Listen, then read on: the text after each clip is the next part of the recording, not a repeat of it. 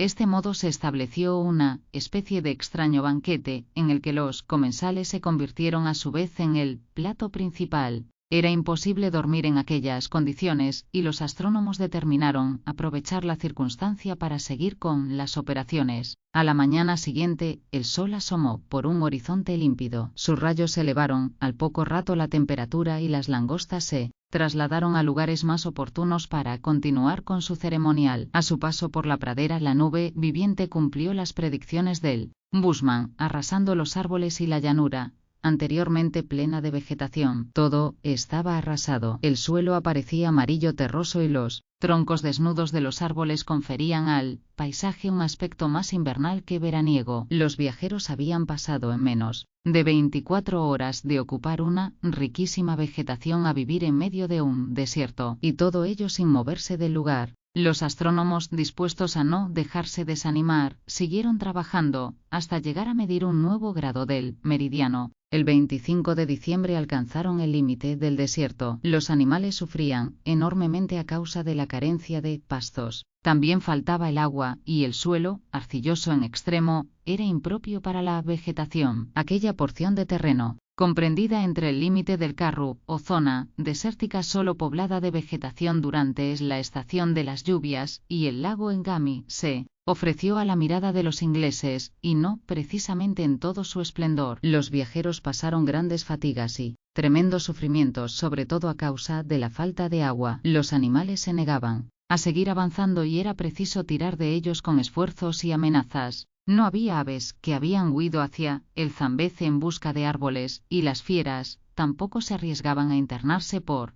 aquella llanura de muerte y desolación. Tanto era así que los cazadores apenas encontraron 2 o 3 parejas de antílopes, animales que pueden sobrevivir sin agua durante 2 o 3 semanas. Mientras tanto, avanzando bajo un sol de fuego y una atmósfera que no contenía ni un átomo de vapor, los astrónomos proseguían con sus trabajos geodésicos, realizándolos de día o de noche. Los sabios se fatigaban a ojos vista, pero nada parecía poder variar sus planes. Su reserva de agua, contenida en barriles recalentados, disminuía alarmantemente. Se había impuesto el racionamiento, que fue respetado por todos sin problemas. El 25 de enero, los ingleses lograron medir el 9º grado del meridiano, siendo 57 el total de triángulos calculados hasta entonces en la operación. Mokoum pensaba que antes de finales de mes llegarían al lago Ngami, si es que los indígenas a su mando no se soliviantaban antes, pues la falta de agua les había puesto muy nerviosos. Algunas bestias de carga habían perecido por el camino, y el Bushman presentía que muchas más terminarían cayendo antes de abandonar el desierto. Mokoum, alarmado por la rebelión incesante que veían hacer en sus hombres, pensó que tal vez sería buena idea retroceder un poco en la marcha y desviarse hacia la derecha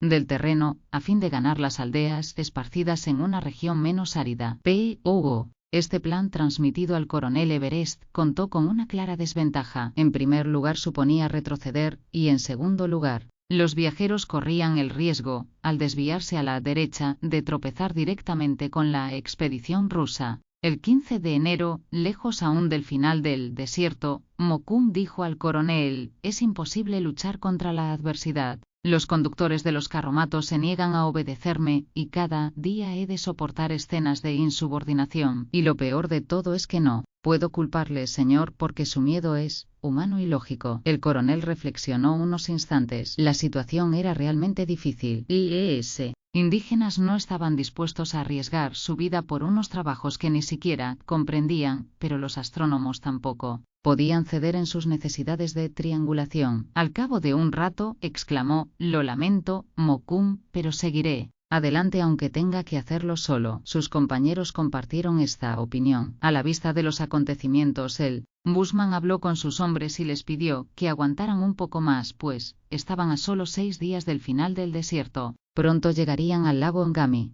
«Es mejor continuar», añadió Mokoum. «Si vamos hacia el oeste, nos encontraremos con la aventura. Si seguimos en cambio hacia el norte, ya sabemos que el agua nos espera». Pasaron varios minutos de acalorada discusión. Mokoum exponía una y otra vez sus razonamientos, pero los Bochjesmen se negaban a hacerle caso. Al fin cedieron ante el peso de sus argumentos y decidieron continuar la expedición. Los trabajos no se vieron interrumpidos en ningún instante. Los astrónomos, como hemos dicho, trabajaban día y noche para ganar tiempo. Así, el 16 de enero, la suerte vino en auxilio de quienes, con tanto ahínco, laboraban en bien de la humanidad, y Mokoum distinguió a lo lejos una laguna inmensa de unos 3 o 4 kilómetros de extensión. Todos acogieron el descubrimiento con entusiasmo. La caravana se trasladó inmediatamente a la dirección indicada, alcanzando la laguna a primera hora de la tarde, pero una gran desilusión transformó la alegría en tristeza. Los animales que se habían acercado a la orilla con rapidez retrocedieron, espantados, sin apenas beber agua. Ese hombres se aproximaron a la laguna para comprobar lo que pasaba, viendo que el líquido elemento era imposible de tragar, debido a la gran cantidad de sal que contenía. La desesperación fue enorme. Nada hay tan cruel como la esperanza perdida. Los indígenas se derrumbaron de inmediato y fue preciso que Mokoum echara mano una vez más de su habilidad para convencerles de que era preciso seguir avanzando. No había tiempo que perder. Continuaron pues su camino hacia el NM. A los pocos días el terreno se volvió desigual y accidentado, y el 21 de enero los viajeros divisaron al noroeste una montaña de unos 200 metros de altura, que se encontraba a unos 20 kilómetros de distancia de la caravana. Se trataba del monte Scorzev. Mokoum experimentó una sacudida de alivio y gritó: «El Ngami». «¿Dónde?», preguntó el coronel Everest, buscando en vano el lago indicado por el bushman. «Allí, hacia el norte». «Ngami, Ngami», gritaron los indígenas en mágica y risueña repetición. Los bochjesmen querían avanzar rápidamente y salvar de un salto los 20 kilómetros que les separaban del agua salvadora, pero Mokoum logró contenerles, indicándoles que cualquier dispersión en aquel país poblado por los macololos podía resultar peligrosa. El coronel Everest también se mostró partidario de terminar cuanto antes los trabajos para poder avanzar sin dilación. Decidió, así, unir directamente la estación que ocupaban con la cuna del Scorzev, a través de un solo triángulo. La cima del monte terminaba en una especie de pico muy agudo, que podía ser visto con exactitud y por tanto se prestaba a una buena observación. Se instalaron los instrumentos y se estableció un campamento provisional. Varios indígenas montados a caballo registraron los alrededores por orden del bushman, que no deseaba verse condicionado por ningún acontecimiento imprevisto. Los jinetes registraron diversos bosquecillos situados a izquierda y derecha del campamento, pero no hallaron a nadie. Mientras Mokoum se ocupaba de la vigilancia, los astrónomos levantaban un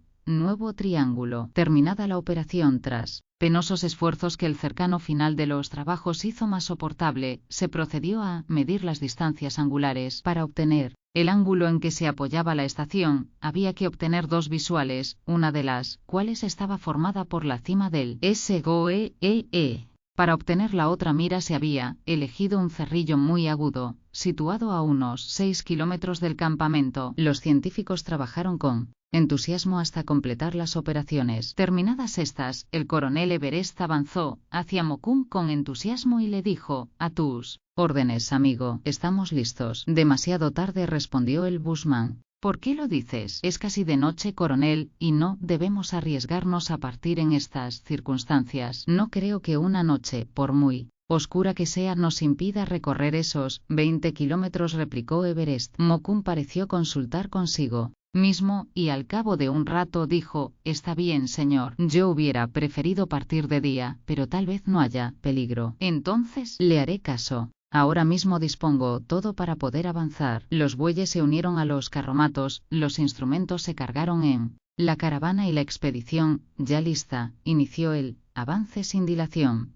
Mokoum, llevado por su instinto de eterna desconfianza, rogó a los blancos que se proveyesen de sus armas y municiones. Él mismo sujetaba su rifle con profunda inquietud. La caravana anduvo durante 3 horas en dirección al norte, pero la fatiga acumulada en hombres y animales les impedía ir muy aprisa. Con frecuencia era necesario detenerse para animar a los rezagados. Así, a las 10 de la noche aún faltaban 5 kilómetros para llegar a Ngami. A pesar de las recomendaciones del bushman, la expedición dejó de ofrecer un grupo compacto, extendiéndose hombres y animales en una fila larguísima. 1 hora después, la cabeza de la caravana solo había avanzado 1 kilómetro. Mokoum se puso delante de los carromatos, acompañado por los 3 astrónomos, y se preparó para indicar que torcieran a la izquierda. Mas en ese momento, unas detonaciones lejanas aunque perceptibles alarmaron a los viajeros. Todos escucharon con una ansiedad fácil de comprender. Capítulo 16. En un país donde los indígenas solo se sirven de las lanzas y las flechas, las detonaciones de armas de fuego les producían una sorpresa a la que se sumaba la ansiedad. ¿Qué es eso?, preguntó el coronel. Detonaciones, respondió Sir Murray. Detonaciones, exclamó Everest, como si escuchara por primera vez el sonido de las armas. ¿En qué dirección?, quiso saber Mr. El bushman prestó atención un instante y dijo: los tiros han sido hechos en la cima del Scorzef. Todos dirigieron hacia allí sus miradas y observaron la cima con interés. Ella parecían partir pequeños fuegos artificiales que iluminaban la oscuridad de la noche. Mokoum añadió: los macololos están atacando a una partida de europeos. ¿De europeos? El coronel estaba alarmado. Sí, coronel, respondió el bushman, esas detonaciones solo pueden ser producidas por armas europeas, y yo añadiría que son armas de gran precisión. Entonces, pero el coronel no terminó la frase. Esos europeos deben de ser nuestros antiguos compañeros. Emery sí la completó, pues se sentía intranquilo por la suerte que podía estar corriendo su buen amigo Thorne. Sean nuestros colegas o sean otras personas, dijo Sir John, si son europeos, debemos prestarles nuestra ayuda. Desde luego, afirmó Everest. Sí, vayamos, gritó Emery. Mokoum volvió la vista atrás, hacia la caravana, con el objeto de ordenar a su gente que le siguieran, pero entonces experimentó un nuevo sobresalto. La expedición estaba dispersa, los caballos habían sido desenganchados, los carromatos se veían abandonados y algunas sombras corrían por la llanura en dirección hacia él. ¡SUS! ¡Cobardes!, gritó el bushman. Después, volviéndose hacia los ingleses, exclamó: vayamos nosotros. Los ingleses y el cazador tomaron en seguida la dirección norte. Arrancaron a sus caballos la poca fuerza que aún les quedaba y llegaron en media hora cerca de la base del SOE. Oían claramente el grito de guerra de los macololos, pero aún no podían calcular su número. La cima de la montaña parecía coronada por el fuego. Varios grupos de hombres se elevaban por sus laderas. El coronel y sus acompañantes se encontraron pronto detrás de los sitiadores. Abandonaron sus monturas y lanzaron gritos de alerta, con destino a que les escucharan los hombres que estaban siendo atacados por los indígenas. La expedición efectuó varios disparos. Al oírlos, los macololos creyeron que eran asaltados por una tropa numerosa y retrocedieron asustados, antes de haber hecho uso de sus mortales flechas y de sus azagallas. Sin perder un segundo, el coronel Everest, Sir Murray, Emery, Mokoum y los marinos del Ken Anzar cargaron sus ramas y las dispararon sin descanso, dando a sus enemigos la impresión de formar un grupo nutrido. Unos 15 cadáveres cayeron pronto al suelo. Los macololos se separaron y los europeos se precipitaron por la ladera de la montaña, alcanzando la cima en pocos minutos. Cuando llegaron arriba, la alegría les embargó. En efecto, aquellos sitiados eran los rusos. Todos estaban allí: Strux, Palander, Thorne y sus 5 marineros. De los indígenas que formaban su caravana, tan solo les quedaba uno, el fiel timonel de la chalupa, que había actuado como conductor de la misma cuando los sabios cruzaron el rápido, acusando entonces como foreloper Mathieu. Strux se adelantó a los ingleses y exclamó: ustedes. Nosotros, respondió Everest con alegría mal disimulada. Desde ahora ya no hay más rusos e ingleses. Somos todos europeos y hemos de defendernos. Un grito entusiasta acogió las palabras del coronel. Emery y Thorne se abrazaron emocionados, felices por volverse a ver sanos y salvos. Los rusos ofrecieron a sus colegas agua abundante que habían recogido del lago y guardaban en toneles. Después de saciar su sed, los astrónomos se contaron sus aventuras.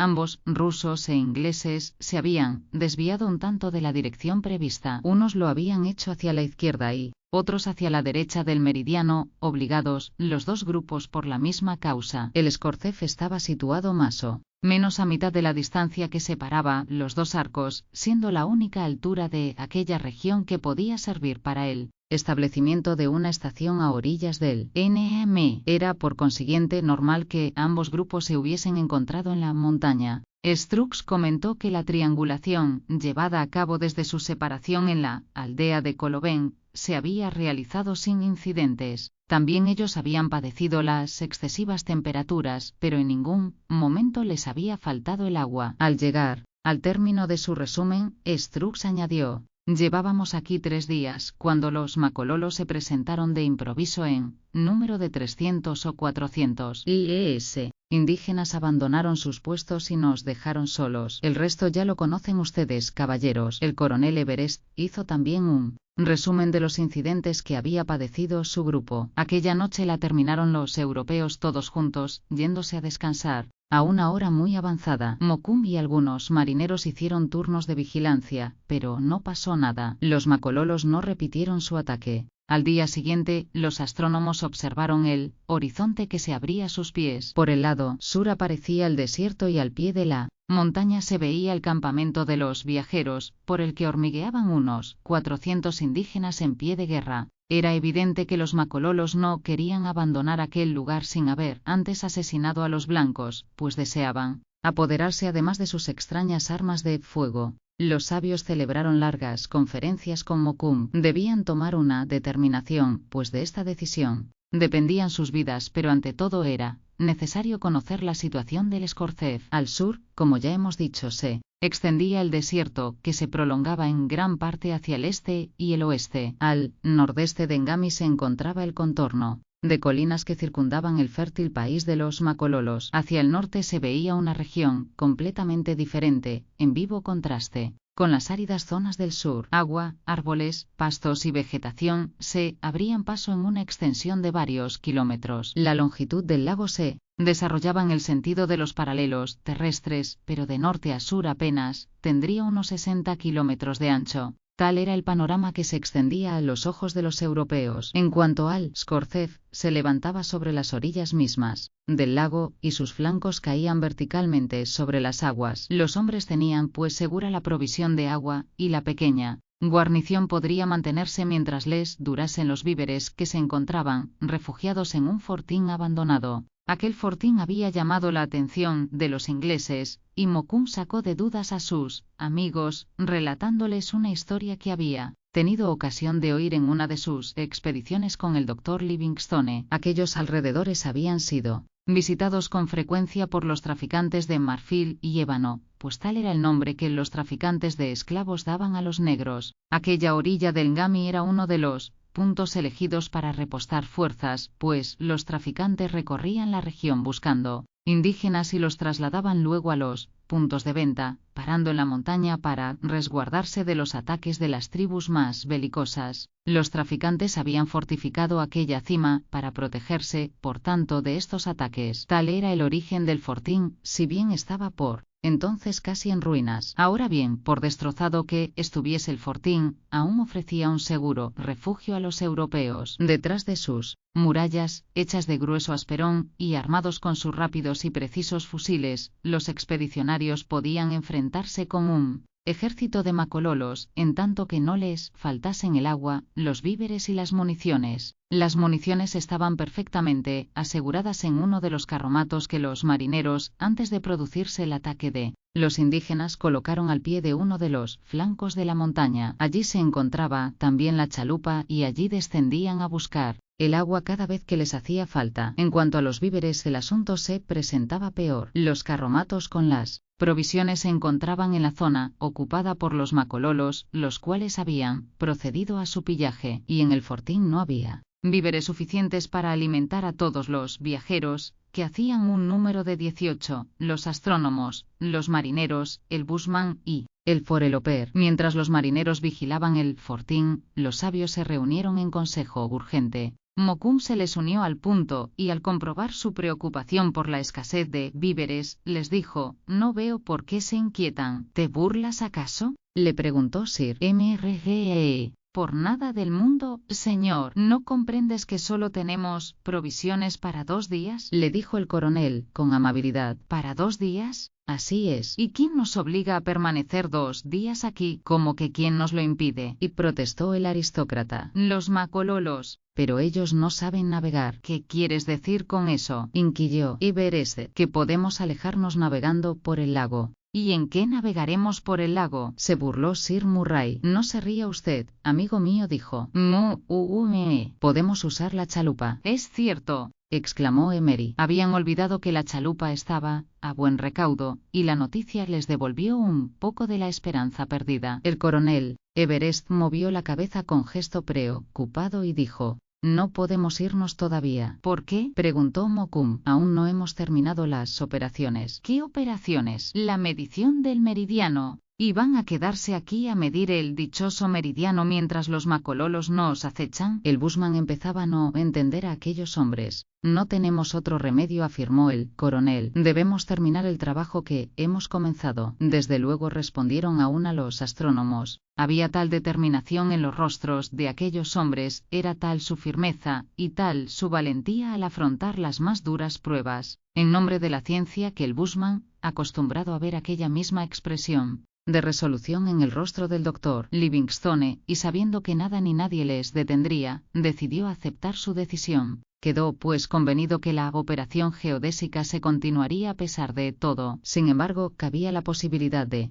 que la operación ofreciera excesivas dificultades. Matthew Strux, que había permanecido más tiempo en aquella cima, exclamó: creo que podremos conseguirlo. Se trata de enlazar el Scorzef con una estación situada al norte del lago, y esa estación existe. Yo había elegido antes de su llegada un pico que puede servir a nuestros propósitos. Se levanta al noroeste del lago, de modo que este lado del triángulo cortará el lago Ngami siguiendo una línea oblicua. Pero existe una dificultad. ¿Cuál es?, quiso saber el coronel. La distancia. Ese pico se halla situado a unos 200 kilómetros de distancia. La franquearemos con nuestros anteojos, dijo Emery. Pero es preciso colocar un farol en su cima, dijo Strux. Se encenderá el reverbero. Habrá que llevarlo. Se llevará. Y mientras tanto, añadió Mokoum, tendremos que defendernos de los macololos. Nos defenderemos, dijo Sir Murray. A continuación, Strux indicó a sus compañeros el pico que había elegido. Se trataba del pico de Volquiria, el cual, pese a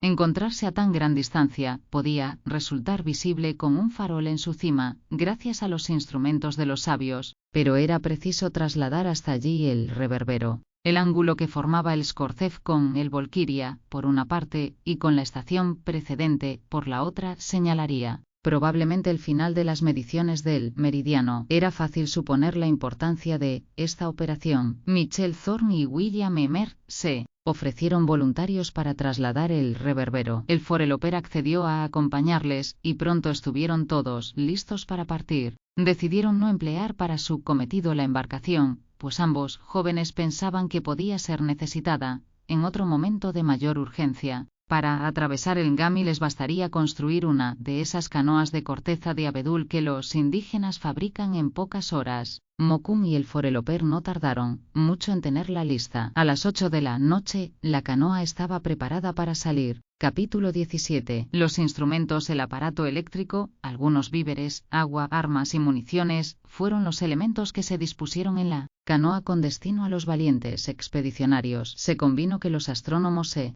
reunirían en la orilla meridional del Ngami, una vez realizados los trabajos en uno y otro lado. Después de ponerse de acuerdo sobre la operación a realizar, los tres hombres abandonaron el fortín y descendieron por la ladera hasta encontrar la canoa. Acompañaban un marinero ruso y otro inglés. Los que se quedaban en la montaña vieron alejarse a sus amigos con angustia. Bushman procuró tranquilizarles, elogiando la habilidad y el valor del foreloper. También era de esperar que los macololos, ocupados como estaban en torno del Scorzef, no recorrerían la llanura por el norte del Ngami. La noche pasó rápidamente. Al amanecer, el coronel Everest advirtió que los indígenas rodeaban la base de la montaña. Sí, bien no estaba cortada la retirada por el lago. Esperando el momento en que brillaría el farol en lo alto del Volquiria, los científicos se encargaron de dar fin a la medición del triángulo precedente. Mokoum había dicho que al menos serían necesarios 5 días para que los expedicionarios alcanzaran la cima del Volquiria, por lo que los sabios decidieron aprovechar aquella espera para realizar mediciones respecto a la altura de las estrellas, con el fin de obtener con precisión la latitud del Scorzef. La reserva de víveres era muy reducida descontando los alimentos que los hombres se habían llevado en la canoa. Todos soportaron con estoicismo el racionamiento, pues no se pensaba más que en el éxito de la triangulación. Llegó el 25 de febrero, y el nuevo día no trajo cambio alguno en la situación de los sitiadores ni de los sitiados. Los macololos seguían en el campamento, en tanto que los europeos aguardaban en el fortín. En los días que siguieron, a los europeos se les presentó un enemigo más peligroso que los indígenas. Este enemigo era el hambre que atenazaba los estómagos y las esperanzas de los expedicionarios, quienes veían reducirse gradualmente las provisiones sin poder hacer nada para remediar la situación. La noche del 27 al 28 la pasaron los astrónomos entregados a las observaciones. La serena oscuridad reinante favorecía sus trabajos, pero ninguna claridad destacó en el perfil del horizonte, y nada apareció en el visor del anteojo.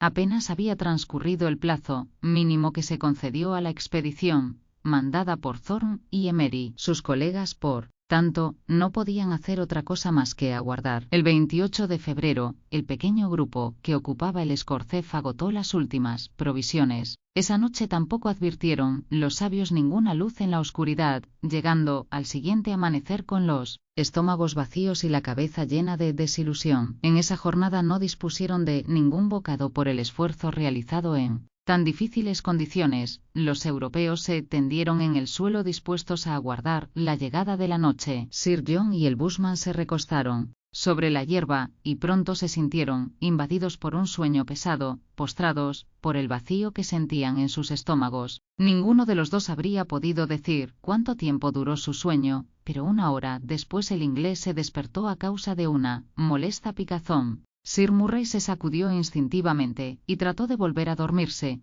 pero las picaduras persistieron, obligándole a abrir decididamente los ojos. El espectáculo que contempló le dejó anonadado. Estaba cubierto de hormigas de los pies a la cabeza. Se trataba de unas horribles hormigas blancas que le hicieron alzarse como impulsado por un invisible resorte. Su brusco movimiento despertó también a Mokoum, que yacía a su lado ajeno a las picaduras de aquellos animalitos que trepaban por su cuerpo sin cesar. Al ver las hormigas, Mokoum las tomó a puñados y se las llevó a la boca, comiéndolas con avidez. Sir John hizo un gesto de profundo asco y exclamó: «¿Cómo puedes comerte esa porquería?» «Coma usted, respondió el bushman. «Están deliciosas». Era tal el hambre que aguijoneaba el estómago del inglés que, venciendo su natural repugnancia, imitó a su amigo y se llevó las hormigas blancas a la boca a puñados, cada vez más grandes. Las hormigas salían a millares de su enorme hormiguero. Sir Murray comprobó que tenían un gusto ácido que no resultaba del todo desagradable, y sintió que los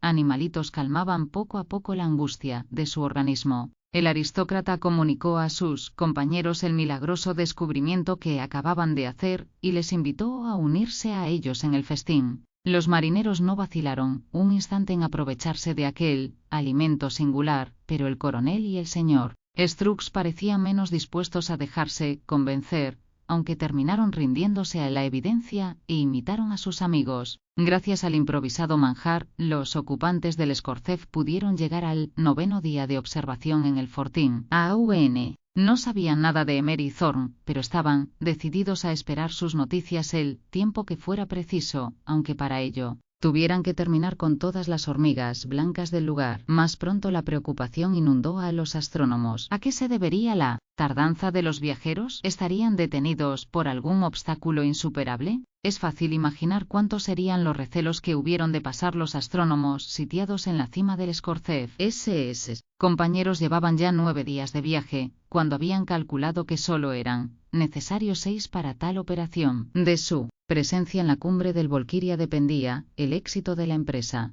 El día 3 de marzo los sufrimientos fueron mayores que nunca. ¿Qué había podido ocurrirles? El temor les embargaba y miraban sin cesar el anteojo que, dispuesto para ser usado puntualmente cada noche, sería el encargado de desvelar el secreto del Volquiria. Llegó la noche y no apareció la luz. La presencia de los macololos al pie del Scorzef no alertaba a los astrónomos, pues si no les habían atacado a esas alturas, era evidente que habían decidido dejarles morir de hambre para ahorrarse la molestia del combate. Combate en el que, por otra parte, los indígenas no iban a salir muy bien parados, pero los acontecimientos iban a variar. al día siguiente de un modo considerable. En el campo de los Makololos comenzó a reinar, inesperadamente, una gran agitación. Las idas y venidas de los indígenas al pie del Scorzef alarmaron al bushman. Mokoum les observó atentamente y creyó notar en ellos indicios de indudable hostilidad. Los Makololos preparaban sus armas, lo cual hizo suponer a Mokoum que, hartos de tan prolongada espera, los sitiadores trataban de hacer un postrer esfuerzo para apoderarse de la fortaleza, antes de emprender la retirada definitiva hacia Maqueto, su capital. El coronel y el bushman decidieron ejercer vigilancia durante la noche y preparar sus armas. Como el recinto del fortín estaba arruinado en muchos puntos, sería fácil el acceso a ellos por parte de los indígenas. A la vista de este hecho, el coronel creyó oportuno adoptar algunas disposiciones por si los sitiados se veían obligados a abandonar la estación geodésica. Los marineros descendieron hasta el pie de la montaña por su parte posterior y lograron dejar lista, tras muchos esfuerzos y repetidos viajes, la embarcación de vapor, que debía estar dispuesta para partir a la primera señal de peligro. El maquinista del Queen Antzar recibió orden de encender las calderas y mantenerlas con la presión conveniente, pero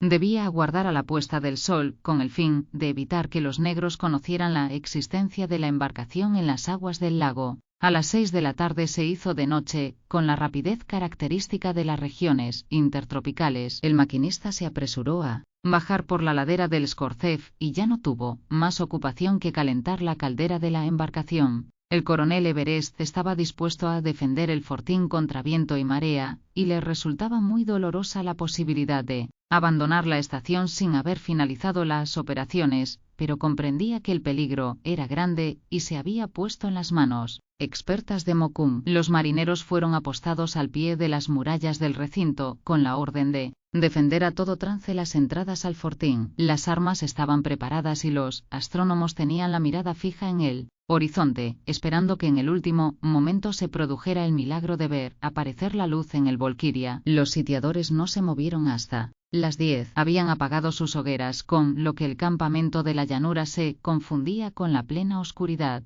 De pronto, Mokoum percibió algunas sombras que se movían en las laderas de la montaña. Los Makololos apenas distaban 100 metros de la meseta donde se elevaba el fortín. Mokoum gritó «alerta», e inmediatamente los escasos defensores tomaron posiciones por el lado sur, abriendo un nutrido fuego contra los asaltantes. Los indígenas continuaron subiendo a pesar del tiroteo incesante de que eran objeto. Al resplandor de los fogonazos se podía ver un verdadero ejército de Makololos, algunos de los cuales iban cayendo como moscas bajo el efecto del fuego enemigo. Los europeos no perdían una sola bala, y los negros caían por grupos, rodando uno tras otro hasta el pie de la colina y arrastrando a su paso a algunos de sus compañeros. En el corto intervalo que mediaba entre las detonaciones, los sitiados percibían claramente los rugidos feroces de sus adversarios, pero nada les contenía y seguían subiendo en apiñadas filas. Aunque no les daba tiempo a disparar sus flechas, se mostraban empeñados en llegar, al precio que fuese, a la cumbre del Sgoee. Pero, pese al inmenso valor demostrado por los europeos, y al fuego incesante de sus armas, no les era posible hacer nada contra el torrente que subía hasta ellos. A la media hora de combate, el coronel Everest comprendió que la situación se estaba haciendo insostenible, porque no solo avanzaban los grupos de agresores por el lado sur, sino que también lo hacían por las vertientes laterales. A las 10:30 llegaron a la meseta los primeros Makololos. Los europeos no podían luchar cuerpo a cuerpo, pues ahí tenían todas las de perder. Era urgente, por tanto, resguardarse detrás del recinto. Viendo que ya no podían más, el coronel Everest, venciendo su resistencia a abandonar la zona, exclamó: «Retirada». Los sitiados hicieron otra descarga, y siguieron a su jefe para guarecerse tras las paredes del fortín. Los salvajes prorrumpieron entonces en gritos de triunfo, precipitándose seguidamente hacia la brecha central con la intención de escalarla. Pero repentinamente resonó un estruendo formidable. Parecía un trueno espantoso que multiplicara sus detonaciones. Los marineros, mientras preparaban la embarcación en las horas que precedieron al ataque de los Makololos, habían tenido la precaución de subir la ametralladora que formaba parte de la misma hasta la cima del Sgoee. La temible arma había quedado olvidada en los primeros minutos del combate, pero Sir John la había rescatado del olvido y ahora disparaba con ella contra los indígenas. Los 25 cañones de la ametralladora, colocados en forma de abanico, llenaron de metralla un sector de más de 30 metros en la superficie de la meseta. A las primeras detonaciones de aquel aparato formidable, los agredidos contestaron, en un principio con alaridos rápidamente ahogados y con una nube de flechas que no podían hacer ningún daño a tan potente artilugio. Cuando los macololos, viendo que sus compañeros que ocupaban las primeras posiciones caían sin remedio, decidieron retroceder hasta lugares más seguros. Sir John dejó de disparar la ametralladora y se hizo un repentino silencio. El coronel y Strux aprovecharon aquel momento de respiro y ocuparon sus posiciones en el torreón, aplicando la mirada al visor del anteojo. Más pronto se renovó el ataque y ambos sabios decidieron permanecer junto a los instrumentos, conscientes de que Sir John y su ametralladora bastarían para defenderles de los negros. A las 11:30 de la noche, cuando la lucha había alcanzado todo su apogeo, Matthew Strux miró a través del anteojo por enésima vez. De pronto, al cabo de unos segundos de serena observación, el sabio exclamó: «¡El farol!». «¿Qué?», gritó el coronel, quien, pese a estar a su lado, apenas podía oírle debido al ruido de los disparos. «El farol», repitió Strux emocionado. «¿Lo ha visto usted?»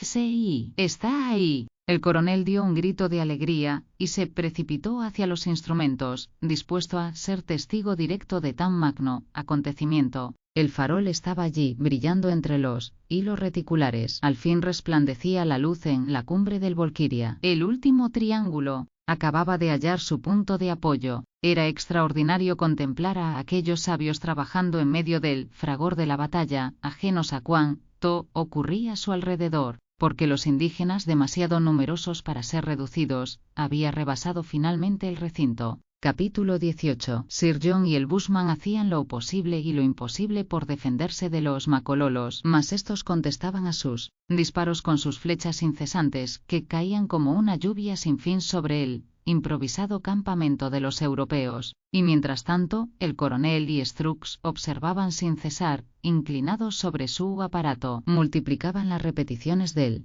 círculo para evitar los errores en la lectura, y anotaban impasibles el resultado de las operaciones. Al cabo de un largo rato los dos hombres pusieron punto final a la medición y abandonaron sus instrumentos. La dirección del farol había sido determinada con una milésima de segundo de aproximación. Ahora lo importante era huir, poner a salvo el resultado de tan gloriosos experimentos. Los indígenas estaban ya muy cerca de las murallas que protegían el fortín y podían alcanzar a los sitiados de un momento a otro. El coronel Everest indicó a Mokoum que estaban listos para emprender la retirada y el bushman emitió un suspiro de alivio, ordenando al punto a los hombres que retrocedieran hasta la pendiente septentrional del Scorzef. Mas, al ir a iniciar el descenso, Strux exclamó: «La señal». Había olvidado dejar una señal luminosa que permitiera a Emery y a Thorne determinar, a su vez, la dirección de la cumbre observada. El coronel Everest no lo pensó dos veces. Avanzó con decisión hasta un montículo que consideraba sería visible a gran distancia y depositó en él un maletín de madera que llevaba consigo. El coronel lo prendió fuego al instante, y en menos de un segundo, las llamas se elevaron en la oscuridad de la noche. La carga del maletín bastaría para que el punto luminoso se mantuviera visible durante el tiempo que necesitaban los jóvenes astrónomos para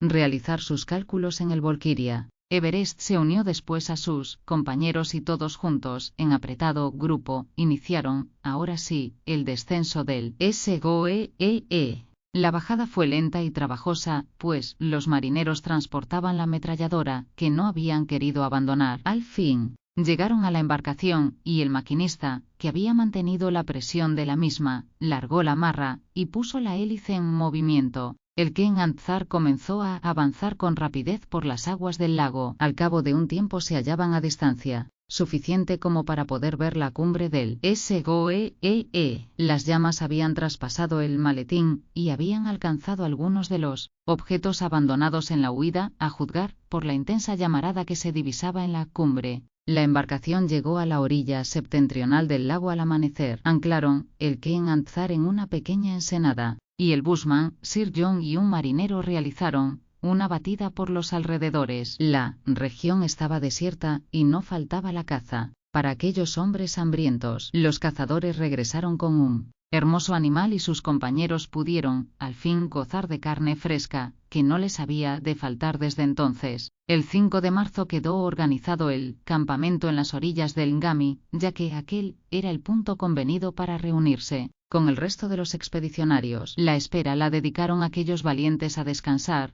pues las fatigas de los últimos días habían mermado sus fuerzas alarmantemente. 3 días después, unas detonaciones advirtieron la llegada del destacamento, mandado por el forelopere Mary Thorne. Los 2 marinos y el indígena regresaron completamente sanos después de haber cumplido la misión encomendada. Sus compañeros le recibieron con evidentes muestras de alegría, y unos y otros hicieron un recuento de lo acontecido ante las exclamaciones generales de sorpresa, felicidad y admiración. Al final del relato, el coronel dijo: «Señores, ya puede decirse que nuestro trabajo está totalmente terminado. Hemos medido un arco del meridiano de más de 8 grados, a través de 63 triángulos, y en cuanto los resultados de nuestras operaciones hayan sido calculados, conoceremos cuál es el valor del grado, y por consiguiente del metro en esta parte del esferoide terrestre». «EBRRA», exclamaron todos. «Ahora», añadió Everest, «solo nos queda ganar el Océano Índico, siguiendo el curso del Zambeze». «Por supuesto, coronel», dijo Strux, «pero creo que nuestras operaciones deben someterse a una comprobación matemática. Propongo, pues, continuar por el este la red trigonométrica hasta que encontremos un emplazamiento propicio para medir directamente una nueva base. La concordancia que existirá entre la longitud de esa base y los datos obtenidos hasta el momento nos dará con certeza el grado de exactitud de nuestras mediciones». El coronel se manifestó de acuerdo con esta proposición, y se convino que se constituiría hasta el este una serie de triángulos auxiliares hasta el momento en que uno de los lados pudiese ser medido directamente por medio de las reglas de Platino. Mientras tanto, la embarcación de vapor descendería por los afluentes del Zambeze hasta llegar más abajo de las Cataratas Victoria, lugar donde esperaría la llegada de los astrónomos. Dispuesto todo de este modo, el pequeño grupo, a excepción de los 4 marineros que embarcaron en el Queen-and-Zar, inició la marcha bajo la dirección de M.U.M. Las estaciones podían ser medidas con relativa facilidad si no se presentaba ningún inconveniente. El viaje se llevó a cabo con rapidez. Los triángulos accesorios de extensión media hallaban puntos de apoyo fáciles en aquel país ondulado.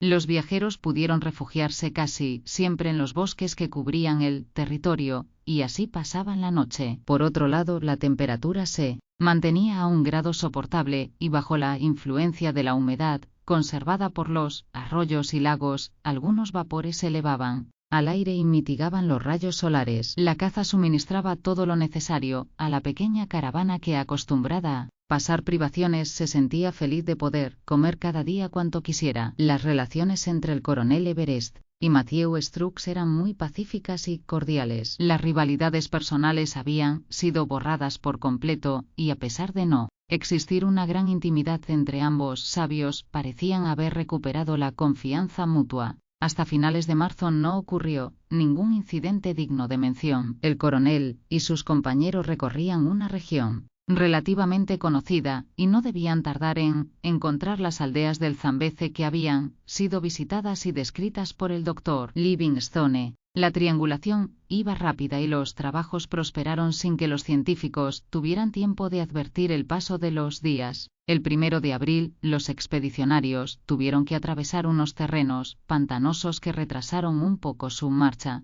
El grupo daba pruebas de excelentes disposiciones, y en él reinaba la mayor armonía. Thorne y William Emery se felicitaban al ver aquella unión existente entre sus jefes, quienes parecían haber olvidado no solo sus antiguas diferencias de criterios, sino también que una grave disensión internacional les separaba. «Espero, querido William», dijo Thorne a su amigo, «que cuando regresemos a Europa encontraremos que reina ya la paz entre nuestros 2 países. Así podremos ser allí tan amigos como podemos serlo en África». «¿Volverá usted a El Cabo?» «Supongo que el observatorio no requerirá sus servicios inmediatamente, y podrá disponer de unas merecidas vacaciones». «Yo también lo espero, y creo que será lo más probable». En ese caso, permítame invitarle a visitar nuestro observatorio de Kew. Acepto su invitación con mucho gusto, y yo también desearía que viniera alguna vez a El Cabo. Iré encantado. Aunque a decir verdad, añadió Emery, no sé para qué estamos haciendo tantos planes. No sabemos si la guerra ha terminado. Confiemos en las estrellas. Al cabo de un tiempo, los expedicionarios llegaron por fin a un lugar situado cerca de las cataratas del Zambeze. Los astrónomos contemplaron la extensa planicie que se abría a su paso, considerando que era aquel un terreno excelente para la medición directa de una base. En sus lindes se elevaba un poblado compuesto tan solo de unas cuantas chozas. Sus inofensivos habitantes acogieron con agrado a los recién llegados y les ofrecieron su hospitalidad. Los expedicionarios se instalaron, pues, en aquella improvisada estación y dieron comienzo a los trabajos de medición. Una sola cosa les preocupaba, la comprobación de las operaciones realizadas, hasta el momento, que iban a lograr, mediante la medición directa de esta nueva base, una nueva base que representaba el último lado de su triángulo. Se colocaron sobre el terreno los caballetes y las reglas de platino, y se tomaron las mismas precauciones minuciosas que se habían establecido cuando la medición de la primera base. Aquel trabajo empezó el 10 de abril y finalizó el 15 de mayo. A mediados pues del mes de mayo los científicos habían concluido las operaciones. Nicolás Palander y William Emery anotaron los cálculos en el registro, y un grito de alegría salió de las gargantas de todos los presentes. Los indígenas contemplaban con extrañeza a aquellos raros extranjeros que brincaban como niños ante unos palitos de madera cuyo significado y objetivo no alcanzaban a comprender. Cuando las longitudes obtenidas fueron reducidas a arcos relacionados con el nivel medio del mar, de acuerdo con la temperatura establecida según los cálculos previstos, Palander y Emery presentaron a sus colegas los datos definitivos. La nueva base tenía una medida de 5.070 y 5 toesas con 25 centésimas. Esta misma base, deducida de la primitiva, y a su vez, de la red trigonométrica, medía 5.070 y 5 toesas con 11 centésimas. La diferencia era por tanto de 14 centésimas. Solamente 14 centésimas de toesa, es decir, algo menos de 27 centímetros era el error medio calculado, y todo esto a pesar de que las dos bases se encontraban separadas por una distancia de más de 965 kilómetros. En la medición del meridiano de Francia, entre Dunkerque y Perpiñán, la diferencia entre la base primera y la última había sido de 29 centímetros. La comisión científica tenía motivos para estar satisfecha del resultado de sus investigaciones, sobre todo si tenemos en cuenta que los trabajos se habían realizado en circunstancias muy difíciles, en pleno desierto africano. La alegría de los astrónomos era inenarrable, daban gritos de felicidad y brincaban de júbilo, observados directamente por los indígenas de la aldea y por Mokoum, que se sentía casi tan feliz como aquellos sabios un tanto alocados. Al fin y al cabo, el Bushman había contribuido en gran medida, incluso sin proponérselo directamente, al éxito de la expedición. Faltaba aún por calcular el valor de un grado de meridiano en aquella porción del esferoide terrestre. Tras las reducciones efectuadas por Nicolás Palander, la cifra obtenida era de 57.037 toesas, es decir, solo una toesa de diferencia con respecto a la cifra alcanzada por Lacaille en el Cabo de Buena Esperanza. A un siglo de distancia, el astrónomo francés y la comisión anglo-rusa habían coincidido con esta aproximación. En cuanto al valor del metro era preciso esperar, pues se imponía reducirlo a partir del resultado de las operaciones que habrían de llevarse a cabo en el hemisferio boreal. Las operaciones geodésicas estaban, pues, terminadas por completo. Los astrónomos habían puesto punto y final a su tarea. Ya solo les quedaba llegar a la boca del Zambeze, siguiendo en sentido inverso el itinerario que debía recorrer Livingstone en su viaje de 1858 a 1864. Los expedicionarios se despidieron de los indígenas que tan cordialmente les habían brindado su hospitalidad e iniciaron el camino de regreso. El 25 de mayo, después de una marcha muy penosa a través de un país cortado por infinidad de ríos, llegaron los saltos de agua conocidos como las cataratas Victoria. El nombre que los indígenas dan a estas cataratas es el de humo retumbante, y resulta una denominación muy justificada.